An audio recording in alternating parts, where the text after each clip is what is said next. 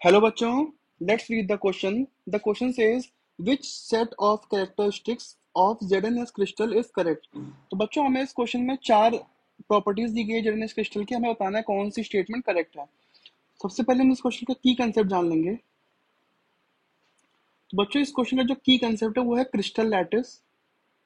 अब बच्चों, crystal lattice हमने क्यों लिखा है की कंसेप्ट में? क्योंकि कोई भी सॉलिड स्ट्रक्चर जो होता है वो एक स्पेसिफिक स्ट्रक्चर लैटिस फॉर्म में प्रेजेंट होता है, जिसको हम क्रिस्टल लैटिस कहते हैं. और different different solid different different crystal lattice को ऑक्यूपाई करते हैं. तो बच्चों, हम यहाँ पे अब डिस्कस करेंगे जेडएनएस के स्ट्रक्चर को.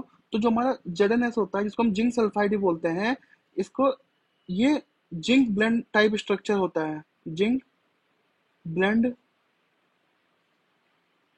टाइप स्ट्रक्चर में प्रेजेंट होता है.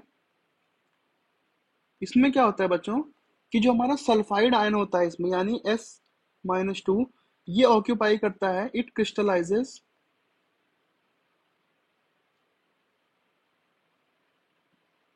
एज FCC यानी फेस सेंटर्ड क्यूबिक सिस्टम. और जो हमारा Zn2+ होता है बच्चों, वो ऑक्यूपाई करता है half of the tetrahedral void को. अब सिंस ये जो हमने यहाँ पे लिखा कि जो S2- है वो क्रिस्टलाइज करा है FCC. तो बच्चों, FCC में क्या होता है कि सारे ही जो एटम्स होते हैं वो एक तो फेस सेंटर पे प्रेजेंट होते हैं और दूसरा कॉर्नर्स पे होता है. अब जो फेस सेंटर होता है बच्चों, उस पे एक फेस का कंट्रीब्यूशन हाफ एटम का होता है. और टोटल हमारे पास फेस कितने होते हैं? वो 6 होते हैं. प्लस सारे ही कॉर्नर्स पे होते हैं, तो एक कॉर्नर का कंट्रीब्यूशन बच्चों 1/8 का होता है. टोटल कॉर्नर हमारे पास 8 होता है. तो जब इसको हम सॉल्व करते हैं तो हमारे पास जो टोटल वैल्यू यहाँ से आती है वो 4 आती है.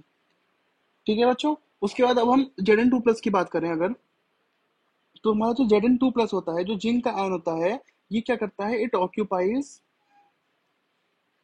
हाफ ऑफ द टेट्राहेड्रल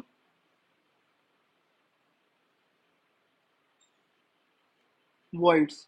अब बच्चों, टेट्राहेड्रल वॉइड्स कितनी होती हैं? टेट्राहेड्रल वॉइड्स को बच्चों हम टीवी से भी डिनोट करते हैं. तो बच्चों, जो यूजुअली जो टीवी होती है हमारी टेट्राहेड्रल वॉइड, वो इक्वल टू होता है twice the total number of atom. अब यहाँ पे total number of atom FCC में 4 हो गया बच्चों, तो ये होगा 2 × 4.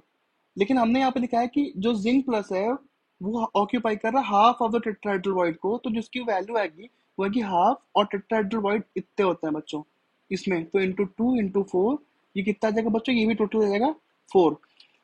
तो बच्चों, यहाँ पे हम देखेंगे कि हमारे पास 4S-2 आया, 4Zn2+ आया.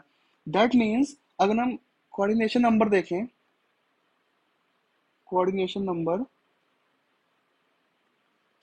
तो यहाँ पे हमें क्या दिख रहा है कि एक Zn जो है वो 4S- से सराउंडेड है, तो इसका कोऑर्डिनेशन नंबर 4 हो गया. और सिमिलरली एक S जो है वो 4Zn2+ से सराउंडेड है, तो इसका भी कोऑर्डिनेशन नंबर यहाँ पे 4 हो गया. Zn2+ का 4 हो गया, S-2 का भी 4 हो गया. देयरफॉर जो रेशियो आएगा कोऑर्डिनेशन नंबर का, वो कितना आएगा बच्चों? वो आएगा 4:4 का.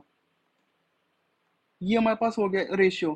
अब बच्चों, हमने यहाँ पे ऑलरेडी मेंशन किया है कि ये half of the tetrahedral voids को ऑक्यूपाई कर रहा है. इसका क्या मतलब हुआ बच्चों कि ये ऑल्टरनेटली प्रेजेंट होगा. ऑल्टरनेट टेट्राहेड्रल वॉइड्स को ये ऑक्यूपाई कर रहा होगा. अब बच्चों, अगर हम ऑप्शंस को मैच करें तो हमारा जो पहला ऑप्शन है, इट सेज कोऑर्डिनेशन नंबर 4:4. बिल्कुल करेक्ट है बच्चों. CCP. अब बच्चों, जो हमारा हमने यहाँ पे लिखा है FCC लैटिस, तो हम क्या करते हैं, जो हमारा FCC लैटिस होता है, it is same as the CCP lattice. अगर किसी मेटल्स मेटल्स के लिए हम देख रहे थे तो हम FCC को it is use as a synonym for CCP. तो बच्चों, यहाँ पे हमारा CCP भी करेक्ट हो गया. अब लिखा है कि Zn2+ ions in the alternate tetrahedral voids. तो बच्चों, हमने यहाँ पे डिस्कस किया कि जो Zn2+ होता है वो अल्टरनेट टेट्राहेड्रल वॉइड्स में प्रेजेंट होता है. Therefore the correct option to this question is option number A. Thank you बच्चों. Best of luck.